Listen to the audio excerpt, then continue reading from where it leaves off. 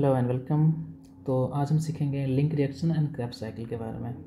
Link reaction को explain करने से पहले हम समझते हैं कि जब हमारे सेल के अंदर कोई ग्लूकोज मॉलिक्यूल आता है, सपोज करो मैं यहाँ पे दिखा रहा हूँ, तो ग्लूकोज का ब्रेकडाउन होगा, 2 पायरुविक एसिड बनेंगे और इस स्टेप का नाम है ग्लाइकोलिसिस। और ये ग्लाइकोलिसिस कहाँ पे चलता है? साइटोसॉल के अंदर या साइटोप्लाज्म के अंदर हमारे आता है। अब क्या होगा कि जो पायरुविक एसिड है ये क्रेब्स साइकिल में जाने से पहले एक इंटरमीडिएट रिएक्शन चलता है, एक इंटरमीडिएट कन्वर्जन होता है जिसको हम लिंक रिएक्शन बोलते हैं। और इसमें क्या कन्वर्जन होगा?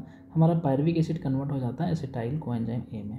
तो पायरुविक एसिड से एसिटाइल कोएंजाइम का जो कन्वर्जन होता है यही कहलाता है लिंक रिएक्शन। और ये लिंक रिएक्शन कहाँ पे चल रहा है? माइटोकॉन्ड्रियल के मैट्रिक्स के अंदर चलता है। तो लिंक रिएक्शन को आप ऐसे ही समझ सकते हो कि ये कनेक्टिंग लिंक है ग्लाइकोलिसिस और क्रेब्स साइकिल के बीच में। अब इसके इक्वेशन को हम देखते हैं कि कैसे चलता है।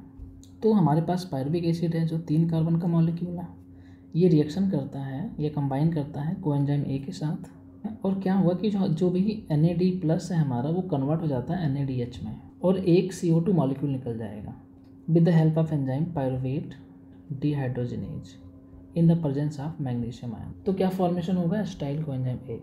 अब क्योंकि एक CO2 मॉलिक्यूल निकल गया है तो कितने कार्बन का एसिटाइल कोएंजाइम में है? 2 कार्बन का। तो इस रिएक्शन को हम ये भी बोलते हैं कि यहाँ पे क्योंकि CO2 निकला है और ऑक्सीडेशन भी हो रहा है तो इसको बोलते हैं ऑक्सीडेटिव डीकार्बोक्सिलेशन हो रहा है। एक बार हमारा पायरुविक एसिड मैट्रिक्स में आने के बाद जब वो एसिटाइल कोएंजाइम में कन्वर्ट हो गया तो अब क्रेब्स साइकिल चलेगा। अब क्रेब्स साइकिल एक साइंटिस्ट ने दिया था, सर हैंस क्रेब ने। तो हमारा जो एसिटाइल कोएंजाइम ए है, अभी हमने देखा 2 कार्बन का मॉलिक्यूल है और हमारे पास ऑक्सोलोएसिटिक एसिड 4 कार्बन का मॉलिक्यूल है। तो दोनों मिल करके सिट्रिक एसिड बनाते हैं जो 6 कार्बन का मॉलिक्यूल है। अब इस क्रेब्स साइकिल को मैं एक्सप्लेन करूं इससे पहले मेरे पास एक निमोनिक्स है, हम इसको बोलते हैं C6IO alpha, C6IO alpha S2FMO।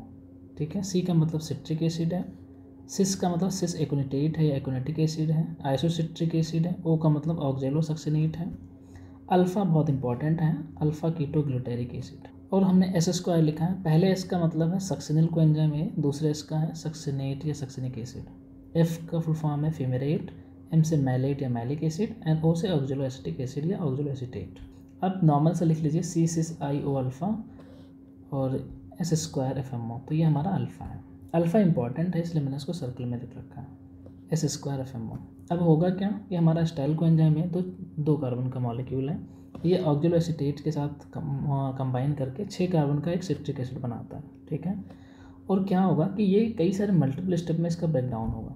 तो सिट्रिक एसिड, सिस एकोनेटिक एसिड, आइसोसिट्रिक एसिड और ऑक्जेलोसक्सिनेट के बीच में क्या होगा कि हमारा एक NAD मॉलिक्यूल कन्वर्ट हो जाता है NADH2 में। और फिर क्या होगा कि जो हमारा ऑक्जेलोसक्सिनेट है ये अल्फ़ा के बीच में एक डीकार्बोक्सिलेशन होगा, यानी एक CO2 मॉलिक्यूल बाहर निकल जाएगा। और अल्फ़ा के बाद भी एक डीकार्बोक्सिलेशन होगा, यहाँ पे भी CO2 निकल जाता है। तो एक बड़ा ही क्वेश्चन चलता है कि हमारा अल्फ़ा कितने कार्बन का मॉलिक्यूल है। तो हमारे पास 6 कार्बन का मॉलिक्यूल था सिट्रिक एसिड, अल्फ़ा से पहले एक कार्बन निकला, अल्फ़ा के बाद एक कार्बन निकला, तो टोटली 5 कार्बन का ही रहेगा। और अल्फ़ा के बाद एक कार्बन निकल रहा है तो जितने भी बाकी मॉलिक्यूल हैं वो 4 कार्बन के रहेंगे।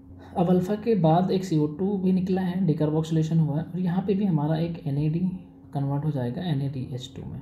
अब दोनों S के बीच में हम देखते हैं क्या कन्वर्जन आता है। तो हमारा जो ये दोनों S के बीच में एक GDP मॉलिक्यूल GTP में कन्वर्ट हो जाता है जो फर्दर ATP में कन्वर्जन टेक प्लेस होता है। फिर सक्सिनेट और फिमरेट के बीच में अभी हमने देखा है कि FAD कन्वर्ट हो जाता है FADH2 में विद डिहाइड्रोजनेज एंजाइम के प्रेजेंस में। फेमेरिक और मैलिक एसिड के बीच में कोई ऐसा कन्वर्जन नहीं है, हाँ, बट मैलिक और ऑक्जेलोएसिटिक एसिड के बीच में एक और NADH2 का फॉर्मेशन होता है। तो अगर आप ध्यान से देखें ये हमारे पास 2 एसिटाइल कोएंजाइम के मॉलिक्यूल थे क्योंकि 2 पायरुविक एसिड 2 एसिटाइल कोएंजाइम में कन्वर्ट हुआ और ये मैंने एक साइकिल के लिखा है। तो अगर आपसे पूछा जाए कि 1 साइकिल के लिए क्या क्या मिल रहा है तो आप देख पा रहे हो 3 NADH2 है, एक FADH2 है और एक GTP मॉलिक्यूल बने हैं। अब इनकी एंजाइम के बारे में हम डिस्कस करते हैं। जहाँ जहाँ पे NADH2 का फॉर्मेशन हुआ है वहाँ पे डिहाइड्रोजनेज एंजाइम लगता है और उससे पहले जो सबस्ट्रेट रहा होगा उसके साथ लिख लो। जैसे यहाँ पे अगर मैं लिखूँ आइसोसिट्रेट है, डिहाइड्रोजनेज मैं बोल सकता हूँ। जहाँ पे CO2 निकला है यहाँ पे डीकार्बोक्सिलेज एंजाइम यूज हुआ है। ठीक है, अल्फ़ा के बाद भी NADH2 का फॉर्मेशन हुआ तो ये यहाँ पे भी डिहाइड्रोजनेज एंजाइम लगा होगा, बट इसका नाम क्या होगा? Alpha ketoglutaric dehydrogenase. इसी तरीके से जब हमारा सक्सिनेट और फिमेरेट के बीच में FADH2 का फॉर्मेशन हुआ तो यहाँ पे भी डिहाइड्रोजनेज एंजाइम यूज हुआ है, इसका नाम है सक्सिनेट डिहाइड्रोजनेज। मैलिक एसिड और ऑक्जेलो एसिड के बीच में NADH2 का फॉर्मेशन हुआ, तो यहाँ पे भी डिहाइड्रोजनेज एंजाइम यूज हुआ। इसका नाम क्या हो जाएगा, मैलेट डिहाइड्रोजनेज या मैलिक डिहाइड्रोजनेज। अब क्रेब्स साइकिल में हमें balance sheet up for one cycle के लिए जो नंबर ऑफ कितने NADH2 मॉलिक्यूल बने हैं, यहाँ पे 3 NADH2 मॉलिक्यूल बने हैं, और FADH2 हमारा एक FADH2 और एक GTP मॉलिक्यूल बना है। बट ETS में अगर मैं कन्वर्ट करता हूँ तो एक NADH2 3 ATP देता है, तो 3 NADH2 हमें टोटल 9 ATP देगा, और एक FADH2 2 ATP देता है, तो 2 ATP यहाँ से मिल जाएंगे। GTP हमारा डायरेक्ट है तो एक GTP मिल जाएगा। तो टोटल हमें एक साइकिल के लिए टोटल 12 ATP मिलते हैं इन क्रेब्स साइकिल में। अगर आप कंप्लीट ब्रेकडाउन करते हो या जब दो साइकिल पूरी चलाओगे, और 2 साइकिल के लिए हमें 12 × 2 यानी 24 ATP का प्रोडक्शन हो जाएगा। एक कैलकुलेशन है, इसको देखते हैं कि अगर आपके पास एक ग्लूकोज मॉलिक्यूल है, वो कन्वर्ट होगा 2 पायरुविक एसिड में, और 2 पायरुविक एसिड, इसको हम बोलते हैं इस स्टेप को ग्लाइकोलिसिस। नेट 8 ATP का प्रोडक्शन होता है। 2 पायरुविक एसिड से 2 एसिटाइल कोएंजाइम का जब कन्वर्जन होगा तो इसको हम लिंक रिएक्शन बोलते हैं, और लिंक रिएक्शन में टोटल 6 ATP का फॉर्मेशन होता है, क्योंकि यहाँ पे 2 NADH का प्रोडक्शन हुआ था। और अभी हमने देखा क्रेब्स साइकिल में टोटल 24 ATP का फॉर्मेशन हुआ। तो अगर मैं कंबाइन कर लूँ तो मुझे जो रिजल्ट मिल रहा है कि एक ग्लूकोज में टोटल 38 ATP का फॉर्मेशन होता है। ठीक है, तो ये इसकी छोटी सी बैलेंस शीट भी थी। आई होप ये कॉन्सेप्ट आपको समझ आया होगा। Thank you.